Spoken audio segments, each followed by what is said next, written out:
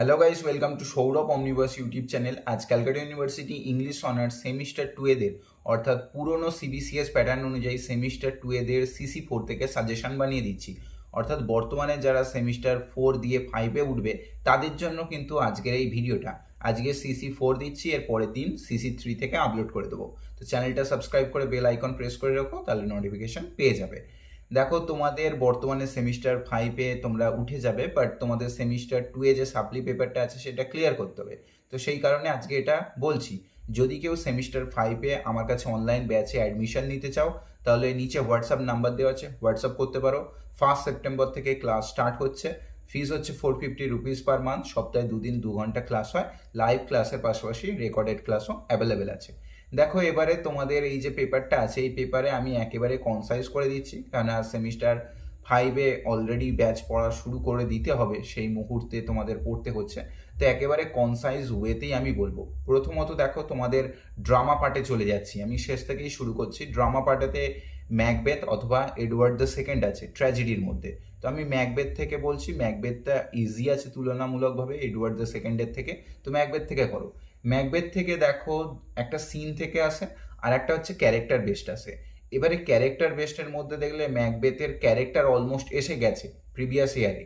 তো এবারের জন্য সিনটা আগে করো। সিনের মধ্যে দুটো সিন সব থেকে বেশি গুরুত্বপূর্ণ।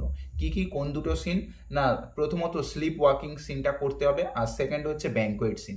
এই দুটো সিন করলে এখান থেকে একটা সিন কিন্তু পেয়ে যাবে, ঠিক আছে?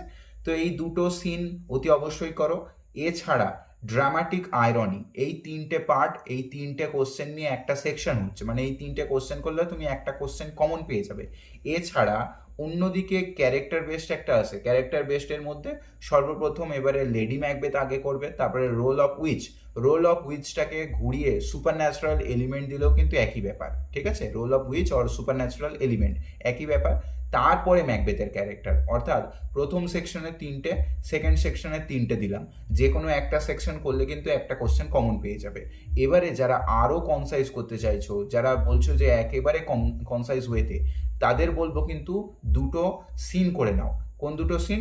না, স্লিপ ওয়াকিং সিন এবং ব্যাঙ্কোয়েট সিন। এই দুটো সিন করে নিলে একটা কোশ্চেন কমন পেয়ে যাবে, ঠিক আছে? নেক্সট চলে যাচ্ছে আমাদের 12 নাইট, অর্থাৎ কমেডিতে চলে যাচ্ছি। কমেডির মধ্যে 12 night, as you like it, আমি দুটোরই সাজেশন দিয়ে দিচ্ছি। 12 নাইট থেকে কি কি করবে দেখো। সর্বপ্রথম 12 নাইট থেকে টাইটেলটা করবে। টাইটেলটা কিন্তু খুব গুরুত্বপূর্ণ। নেক্সট হচ্ছে ভায়োলা। এই দুটো অতি অবশ্যই সবার আগে করবে। এই দুটো থেকে একটা কোশ্চেন কমন পাবেই পাবে, ঠিক আছে? এই দুটো সবার আগে, আমি যদি মক টেস্ট বানাই তো এই দুটোই রাখবো। নেক্সট হচ্ছে অ্যাজ আ ফেস্টিভ কমেডি, কেননা ফেস্টিভ্যাল ওরিয়েন্টেড হয়েছিল 12 নাইট, সকলেই জানো।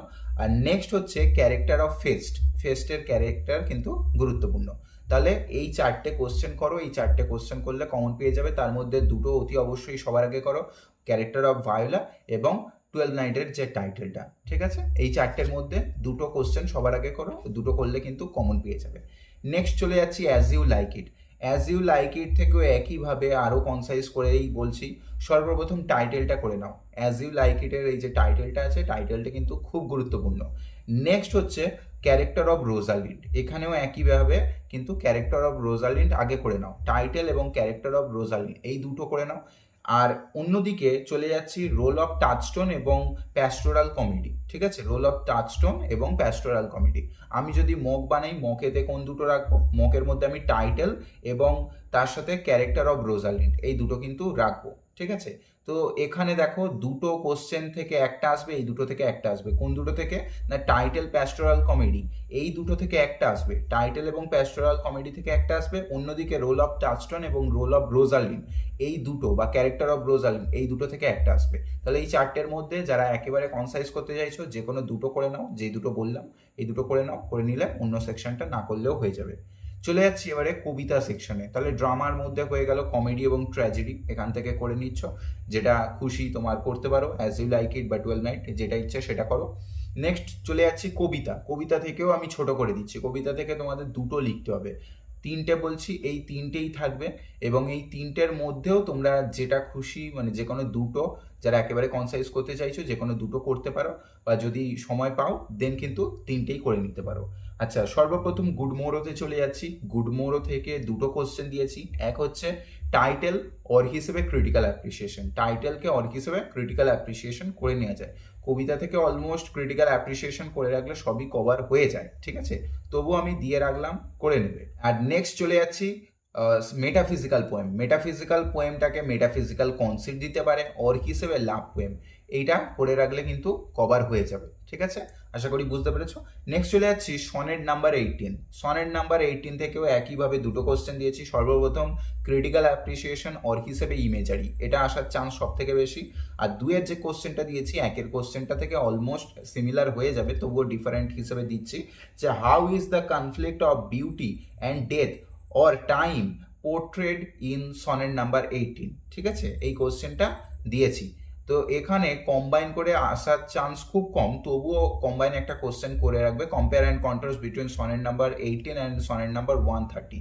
মানে 130তে আর 18এতে যে ক্ল্যাশটা দেখতে পাচ্ছি বা যে ডিফারেন্ট ওয়েতে দেখানো হচ্ছে, একটা ফেয়ার উইথ সনেট, একটা ডার্ক লেডি সনেট, তো এই কম্পেয়ার অ্যান্ড কন্ট্রাস্ট এটা না করলেই নয়, মানে যদি সময় থাকে তো করতে পারো। বাকি সনেট 18-এর ইমেজারি সব থেকে বেশি গুরুত্বপূর্ণ বা ক্রিটিক্যাল অ্যাপ্রিসিয়েশন, ঠিক আছে।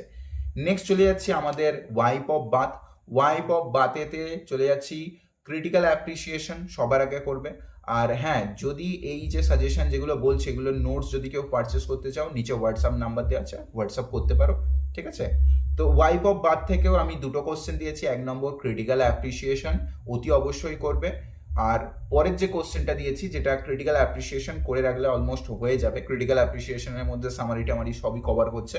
আর দুয়ের কোশ্চেনটা হচ্ছে who was the wife of bath, ঠিক আছে, ডেসক্রাইব হার ক্যারেক্টার, অর্থাৎ ওয়াইফ অফ বাথকে তার ক্যারেক্টার বর্ণনা করতে বলা হয়েছে। যদি টাইটেলও দেয় একই ব্যাপার, কিন্তু হু ওয়াজ ওয়াইফ অফ বাথ এই একই কোশ্চেন টাইটেল হিসেবে দিলেও কিন্তু একই ব্যাপার হয়ে যাচ্ছে। তো এই হচ্ছে তোমাদের ওভারঅল সাজেশন। আমি টাইপ করে দিতাম, বাট এতটা প্রেশারের মধ্যে আছি, অলরেডি ঘর তৈরি হচ্ছে এবং সেখানে রং টং হচ্ছে, টাইম একদম পাচ্ছি না, খুব চাপের মধ্যে, তার ওপরে ব্যাচ পড়াতে হচ্ছে, তো সেই কারণে একটু মুখেই বলে দিলাম, একটু প্লিজ নোট ডাউন করে নাও। ভিডিওটাকে লাইক করে দিও, চ্যানেলটা সাবস্ক্রাইব করে নিও। দেখা হচ্ছে পরের ভিডিওতে, সকলে ভালো থেকো, বাই।